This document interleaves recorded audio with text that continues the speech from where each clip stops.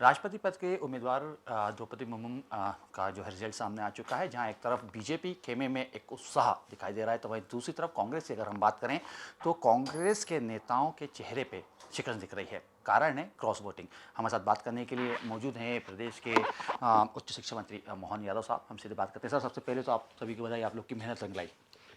जी, आपका आभार है। हम ये इस बात के लिए प्रसन्न हैं कि माननीय मुख्यमंत्री जी ने इस बात को सार्वजनिक रूप से कहा था कि अंतरात्मा की आवाज़ से आप हर विधायक अपने अपने तरह से वोट दें।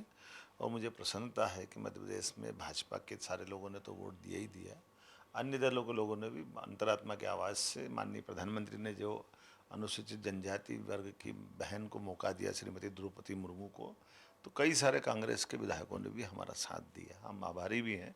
और ये लोकतंत्र की खूबसूरती भी है कि हम अगर चुनाव में जनता का प्रतिनिधित्व करते हैं तो प्रत्याशी के मामले में भी अगर वो हमारे साथ आते हैं तो हम उनका स्वागत करते हैं। सर, लेकिन देखने को मिल रहा है कांग्रेस के तमाम जो बड़े नेता हैं उनका अब सीधे तौर पे यही आरोप है कि खरीद फरोख्त की सियासत मध्य प्रदेश में राष्ट्रपति चुनाव में की गई बीजेपी की तरफ से। देखिए, ये तो कांग्रेस का दुर्भाग्य है और कांग्रेस के लीडरों की कमजोरी भी है। हमेशा वो इस बात के लिए आखिरी में आकर के जब उनसे उनके दलों में अपनी बात गले नहीं उतर पाती है, तो ये बहुत सरल है किसी के बारे में भी ऐसा आरोप लगा देना। लेकिन आप एक तरफ देखिए कि जब आप अपने 2018 की सरकार में आप जब आते हो, सरकार चलाने में आप फेल होते हो, जनता के साथ साथ नेताओं के साथ भी अपमान का व्यवहार करते हो, तो स्वाभाविक रूप से आपके हाथ से सरकार गई। लेकिन उसके बाद भी रस्सी जल गई, आपका अकड़ नहीं गई, ना आपके बट गए। वही नौबत आ गई कि आज अब दोबारा एक अवसर हो तो बताएं। हर अवसर पे तो उनको कदम कदम पे मुंह की खाना पड़ रही है। इससे भी सबक लें। कम से कम जो जनता चाहती है उन नेताओं को वैसे लीडर सामने लाना था। चुनाव लड़ाने के लिए अब यशवंत सिन्हा जी को सामने ले जाएंगे तो स्वाभाविक रूप से अनुसूचित जाति जनजाति के वर्ग के लोगों के मन में तो ये अपमान का भाव रहेगा ही सही कि आखिर आज जब ये मान के चलते कि एनडीए का बहुमत है, एनडीए जीतेगा, हारने के लिए भी अगर अनुसूचित जाति के लोगों को मौका नहीं दे रहे हो तो अब इससे ज़्यादा दुर्भाग्य क्या बात होगी। सर, लेकिन सीधे तौर पे अगर देखें तो ये कहा जा रहा है कि आदिवासी वर्ग को लेकर इस समय हम मध्य प्रदेश के अंदर सियासत देख रहे हैं। कांग्रेस के तमाम जो नेता हैं उनका ये कहना है कि आदिवासी वर्ग को बीजेपी के तमाम जो नेता हैं वो बहकाने के प्रयास कर रहे हैं, जिसका उदाहरण कहीं ना कहीं आदिवासी जो विधायक हैं कांग्रेस के, उनकी क्रॉस वोटिंग से भी जोड़ के लगातार देखने को मिल रहा है इसमें। देखिए, ये बहुत सरल बात है। हम ये इस बात को क्यों नहीं समझ पाते। कांग्रेस अपनी लीडरशिप आज भी एक ही परिवार में रखती है।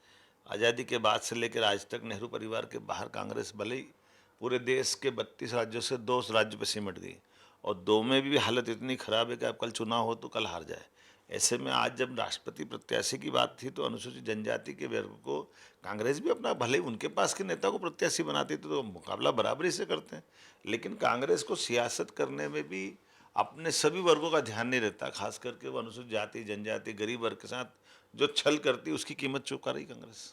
तो 2023 को लेके कैसे देख रहे हैं? कांग्रेस में कहीं ना कहीं देखने को मिल रहा है, आज अगर हम तमाम नेताओं की, बड़े बड़े नेताओं की बात कर रहे हैं, अजय सिंह की हम बात करें, कमलनाथ की हम बात करें, सुरेश पचौरी की बात करें, तो 2023 को लेके ये जरूर कह रहे हैं कि कांग्रेस के तमाम जो नेता हैं एकजुट है। लेकिन जिस तरीके से पूरा घटनाक्रम हुआ उसमें कहीं ना कहीं कांग्रेस के लिए एक अलर्ट तो बच चुका है। दिख ही रहा ना सामने, आपके सामने। बताइए, जब 2018 में सरकार बना के सरकार नहीं चला पाते हैं, 1.25 साल में सरकार गिर जाती है। आज भी वो नेता प्रतिपक्ष से लेकर के अध्यक्ष तक के जो उनके व्यवहार हैं वो जनता से जुड़े नहीं है।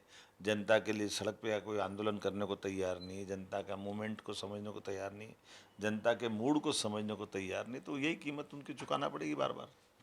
तो शुक्रिया हमसे बात करने के लिए। तो ये थे हमारे साथ उच्च शिक्षा मंत्री मोहन यादव साहब। साथ उनका कहना है कि कांग्रेस आदिवासी वर्ग को लेकर सियासत तो करती है, लेकिन जनहितैषी जो काम किया है वो बीजेपी ने किया है, और कहीं ना कहीं एनडीए की उम्मीदवार की जो जीत है वो इससे जोड़ के देखी जा रही है। कैमरा पर्सन दीपक के साथ अतुल शर्मा, स्वराज एक्सप्रेस, भोपाल।